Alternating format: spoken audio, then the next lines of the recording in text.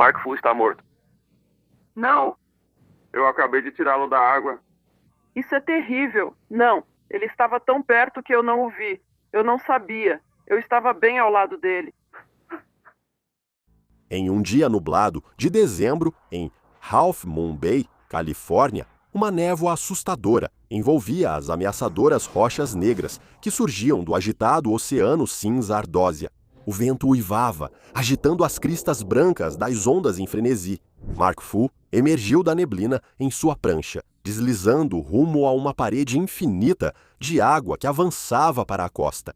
A onda começou a ganhar crista, subindo cada vez mais alto como se quisesse tocar o céu. Mark se virou e começou a remar furiosamente, posicionando-se para pegar a fera líquida. Ele se levantou quando a onda começou a se fechar, formando um túnel sobre ele. Mal sabia Mark, enquanto perseguia essa onda até alturas inimagináveis, que hoje seria seu último dia.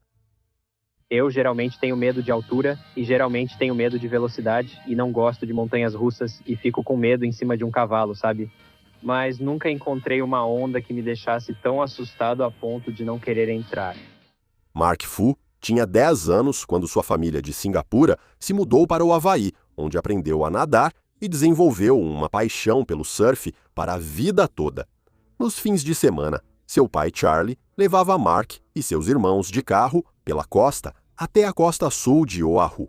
Eles passavam o dia se divertindo nas águas quentes e azul turquesa, pegando ondas suaves até a areia brilhante. Nesses fins de semana, felizes da infância, Mark se encantou completamente pelo mar. Após 2 breves anos imersos no paraíso, a família Fu se mudou para a fria selva de concreto de Washington, D.C. Mark ficou arrasado, arrancado de seu santuário tropical. Os dias despreocupados, com sol nas costas e água na pele, haviam acabado. Em Washington, D.C., ele sentia o constante chamado do oceano, o apelo das ondas que tanto queria surfar. Aos 14 anos, desesperado para atender ao chamado sedutor do mar, Mark fugiu para a Flórida. Por algumas semanas gloriosas, ele experimentou a liberdade novamente, passando dias ensolarados surfando ao longo da costa, até que seus pais, preocupados, finalmente o encontraram. Eles não entendiam a atração dele pelo oceano, mas finalmente cederam e mudaram a família de volta para o Havaí quando Mark tinha 16 anos. Mark voltou a viver ao retornar para sua verdadeira casa no Havaí. Ele parecia emitir um brilho alimentado pelo sol da ilha. Agora, um nadador forte e surfista habilidoso, Mark passava cada momento livre, exercitando seu corpo e testando suas habilidades no oceano que tanto sentira falta. Depois de se formar na Roosevelt High School, um ano antes do previsto, pulando a cerimônia para surfar, Mark começou a competir no International Professional Surfers World Tour em 1977, com apenas 19 anos de idade. Embora demonstrasse potencial, ele nunca alcançou uma colocação superior ao 66º lugar no mundo durante seus anos de competição. Métricas e juízes não conseguiram captar o talento e a paixão inatos de Mark. Seu estilo criativo e inovador não era valorizado no ambiente rígido das competições. No início dos anos 80, Mark se afastou das competições insatisfeito com esse caminho. Ele queria ultrapassar limites e surfar ondas não por pontuação, mas pela emoção de desafiar o poder do oceano. Mark sempre foi atraído por ondas grandes, sentindo-se mais vivo ao colocar o corpo à prova diante dos imensos paredões de água. Agora, livre das restrições das competições, ele seguiu seu chamado. Mark se mudou para a costa norte de Oahu, o epicentro do surf de ondas grandes. Isso se mostrou o cenário perfeito para sua técnica ousada e fluida. Mark enfrentou o famoso pico de Waimea Bay com habilidade e elegância. Ele fazia curvas radicais para cima e para baixo nas enormes ondas, misturando atletismo e arte. Veteranos notaram o jovem fenômeno se saindo bem no pico deles. Mark conquistava o respeito deles com paciência. Em 1983, o Havaí foi atingido por ondulações de inverno únicas na vida, atraindo multidões para testemunhar as ondas de outro mundo. Mark viu sua oportunidade de fazer história. No dia 18 de janeiro, ele remou até Waimea, e tentou surfar um monstro de mais de 60 pés, quebrando o recorde do livro dos recordes. Mark deslizou pela face do monstro furioso, mas sua prancha quebrou sob a pressão imensa. Mark foi jogado como uma boneca de pano pelo vórtice turbulento do tubo da onda. A água esmagadora arrancou o próprio ar de seus pulmões em uma investida implacável. Quando a visão de Mark escureceu e o rugido diminuiu, seu corpo inerte foi içado do mar por um helicóptero de resgate. Apesar de não ter dominado a onda mítica naquele dia, a coragem de Mark virou lenda. Sobreviver a uma queda tão catastrófica nas mãos de um gigante furioso consolidou sua reputação como uma lenda do surf. Mark articulou perfeitamente a filosofia de sua vida após sua experiência de quase morte. Se você quer a emoção máxima, tem que estar disposto a pagar o preço máximo. Seria uma maneira glamurosa de partir. Quero dizer, é uma ótima maneira de partir. Quero dizer, é assim que eu gostaria de partir. Essas palavras seriam proféticas. O carisma e estilo fotogênico de Mark impulsionaram sua fama. Ele virou um dos favoritos dos fotógrafos de surf e apareceu em mais capas de revistas que muitos campeões mundiais. Mark sabia usar o poder da mídia. Quando era criança, enquanto sua família morava longe de qualquer oceano, as revistas e filmes de surf eram seu tábua de salvação, permitindo que ele se conectasse com o esporte que amava. Agora, ele usava sua influência para realizar o sonho. Com o dinheiro dos patrocinadores, só para surfar, Mark seguia as ondas pelo mundo. Havaí, Califórnia, Indonésia, África do Sul, Peru. Onde quer que surgissem rumores de ondas gigantes, podia apostar que Mark logo apareceria. No início dos anos 90, Mark já era visto como um dos melhores surfistas de ondas grandes do mundo. Mas nem mesmo Mark sabia ainda sobre a onda que marcaria sua carreira Mavericks, localizada no improvável paraíso do surf do norte da Califórnia. Mavericks foi um segredo bem guardado por décadas. O local remoto e rochoso só era acessível por uma trilha perigosa. As ondas eram tão geladas e implacáveis quanto a própria paisagem. O surfista local, Jeff Clark, surfou sozinho por 15 anos antes de finalmente revelar Mavericks ao mundo no início dos anos 90, quando a notícia dessa onda, vinda do fundo do mar, que poderia rivalizar com Waimea, chegou à comunidade do surf. Mark soube que precisava ser um dos primeiros a domar essa fera. Era o tipo de notícia que surfistas de ondas grandes esperam anos para ouvir, e muitos estavam decididos a surfar, mesmo com o perigo. No dia 22 de dezembro de 1994, Mark voou durante a noite do Havaí para São Francisco. No dia anterior, eles souberam que uma ondulação inédita chegaria a Mavericks. Era a chance dele. Mark era conhecido por estudar os padrões climáticos, e sua escolha de ondulação, sempre muito bem pesquisada, rendiam ondas incríveis. Quando ele chegou no dia 23, ficou surpreso ao ver que a ondulação diminuiu rapidamente durante a noite. As ondas de 15 metros do dia anterior caíram para alturas de face mais administráveis, com 7,5 metros. Essas ondas ainda eram grandes para o padrão, porém Mark já surfou maiores em Waimea. Ele nunca recuava diante de ondas, então se preparou para surfar de qualquer forma. Ao lado dele, surfistas de ondas grandes como Ken Bradshaw, Brock Little, Mike Parsons e o fotógrafo Robert Brown enfrentaram as condições traiçoeiras para registrar seus feitos. O grupo observou as ondas ameaçadoras do barco fretado até Mavericks, preparando-se mentalmente para a batalha que viria. Uma vez decidido a remar para as águas agitadas, não haveria volta.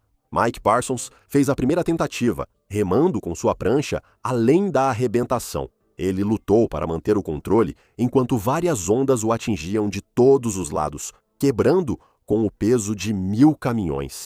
Após uma luta desesperada de 20 minutos, Mike admitiu a derrota, permitindo que o jet ski de apoio o resgatasse das águas turbulentas e o levasse de volta à relativa segurança do barco. Ken Bradshaw foi o próximo a desafiar o destino, subestimando a força das correntes de retorno sob a superfície agitada. O Leash enroscou nas pedras submersas, puxando-o para baixo com força brutal que impediram sua fuga. Por segundos intermináveis, ele ficou preso embaixo, até que finalmente conseguiu se soltar, abalado, mas ileso. Apesar dos sustos do amigo, Mark estava ansioso para enfrentar os gigantes que viajou tanto para surfar. Brock seguiu o exemplo de Mark e remou para fora 1 hora depois, quando a ondulação parecia diminuir. Eles se revezavam nas ondas, incentivando-se a fazer manobras aéreas mais ousadas nas grandes paredes.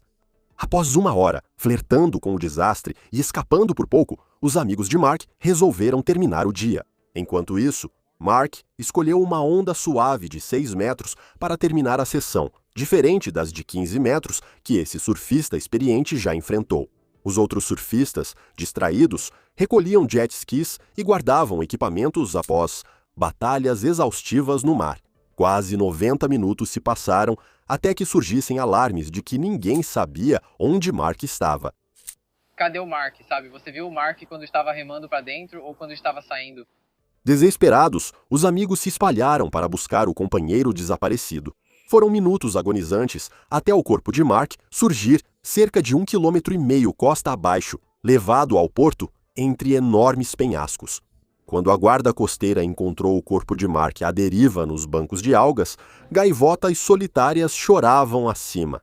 Os amigos de Mark não acreditavam que um surfista experiente sumisse tão silenciosamente. Eu passei de um extremo do auge de sobreviver ao incidente e ao dia para um fundo do poço que eu nunca tinha sentido antes. Os encontros anteriores deles com a morte naquele dia agora pareciam um presságio assustador da tragédia que estava por vir. As ondas visíveis da praia pareciam enganosamente pequenas, devido a uma ilusão de ótica. As ondas de Maverick quebram incrivelmente perto das rochas irregulares e do recife na linha da costa. Contra a luz do céu cinza e opaco, era difícil avaliar as condições reais. Mas assim que Mark remou para fora, a ferocidade ficou evidente. A água fria e poderosa, em constante agitação, parecia viva, como se quisesse destruí-lo. Mark estava cansado de viajar, mas sacudiu o cansaço, determinado a não desperdiçar a oportunidade. Ele escolheu sua onda e remou com força para igualar a velocidade dela. A descida era interminavelmente íngreme. No trajeto, Mark pegou um trecho inesperado de mar picado, fazendo a prancha escapar debaixo dele. Ele caiu cerca de 8 metros na água com um impacto tão violento que perdeu o fôlego. A onda castigou Mark sem piedade, mantendo-o submerso com 3 golpes esmagadores. Estrelas explodiram atrás dos olhos de Mark ao bater a cabeça no recife com um estalo nauseante. Mark ficou preso debaixo d'água por minutos, sem conseguir voltar à superfície. Após o que pareceu uma eternidade, a agitação cessou e seu corpo inerte emergiu. Levado pela flutuação da prancha de surf, ainda presa ao tornozelo.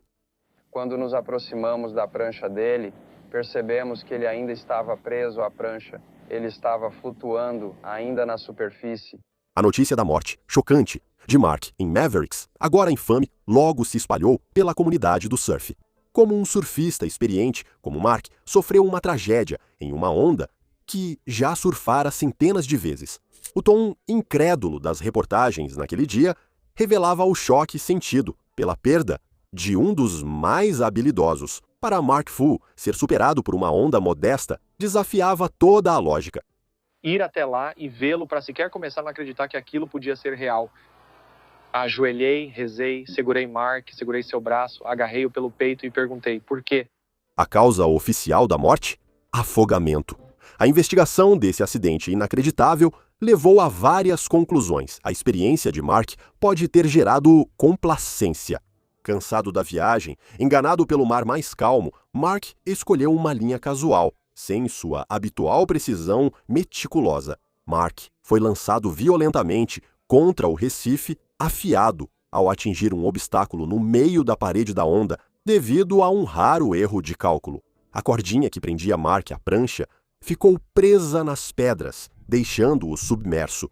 Imobilizado pela espuma, Mark ficou indefeso diante da fúria do oceano. A perda de uma de suas lendas abalou profundamente a comunidade. Cerca de 600 pessoas compareceram ao seu funeral, realizado em seu querido pico de surf, Waimea Bay, e prestaram homenagem à sua vida. Enquanto as cinzas de Mark eram espalhadas onde ele mais se sentia vivo, alguns questionaram se seu mantra de aceitar o preço máximo já prenunciava sua morte precoce. ou uma onda comum teria tirado injustamente a vida de um grande nome do surf naquele dia. Surfistas próximos de Mark sabiam que, apesar dos riscos, ele se preparava meticulosamente para reduzir as chances de desastre. Mark apenas seguia sua paixão quando o destino cruel interveio. Sua morte chocante em Mavericks gerou intenso debate sobre a segurança do surf de ondas grandes. As águas geladas e remotas de Mavericks, junto com o recife subaquático perigoso, exigem mais habilidade e ampliam o risco. Mark não usava dispositivo de flutuação, confiando só na cordinha da prancha para ser resgatado. Alguns disseram que a cordinha falhou, enrolando e prendendo-o. Isso gerou debate sobre a confiabilidade da cordinha, que persistem no surf até hoje. Se achou esta história fascinante e de partir o coração, curta o vídeo e inscreva-se no canal para mais conteúdos assim. Espero te ver no próximo vídeo.